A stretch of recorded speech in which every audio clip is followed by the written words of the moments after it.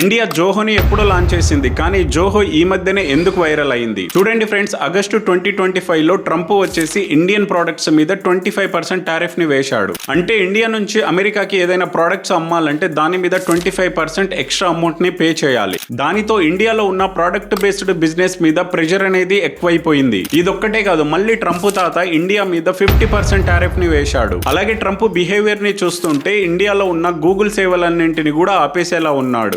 దానితో మన Indian government మన ఇండియన్ సేఫ్టీ కోసం గూగుల్ ని రిప్లేస్ చేసే సత్తా ఉన్న జోహోని అఫీషియల్ గా ప్రమోట్ చేయడం స్టార్ట్ చేశారు. నిజానికి జోహో అనేది 1996 లోనే వచ్చింది. మన తమిళనాడుకు చెందిన శ్రీధర్ వెంబూర్ 1996 లో అడ్వెంట్ నెట్ అనే పేరుతో అమెరికాలో కంపెనీని స్థాపించాడు. అలాగే 2009 లో కొన్ని రీజన్స్ వల్ల ఈ కంపెనీ మన ఇండియాకి వచ్చినప్పుడు దాని పేరు అడ్వెంట్ నెట్ అని తీసేసి దాన్ని జోహోగా మార్చారు. మొదట్లో జోహో అనేది అంత పాపులర్ ఉండేది కాదు, ఎందుకంటే మన ఇండియాలో అప్పట్లో ఇంటర్నెట్ వాడకం చాలా తక్కువగా ఉండింది. కానీ ప్రజలందరూ ఇప్పుడు వాడుతున్న ఇంటర్నెట్ వాడకాన్ని చూసి మన ఇండియన్ మినిస్టర్స్ కూడా ఈ ట్రంప్ వేస్తున్న టారిఫ్లను చూసి మన స్వదేశీ యాప్స్ అయిన జోహో, అరెట్టై లాంటిని అఫీషియల్ గా ప్రమోట్ చేస్తున్నారు. సో ఫైనల్ గా మీలో ఎంతమంది జోహో, అరెట్టై లాంటి యాప్స్ ని యూస్ చేస్తున్నారో కింద కమెంట్ చేయండి.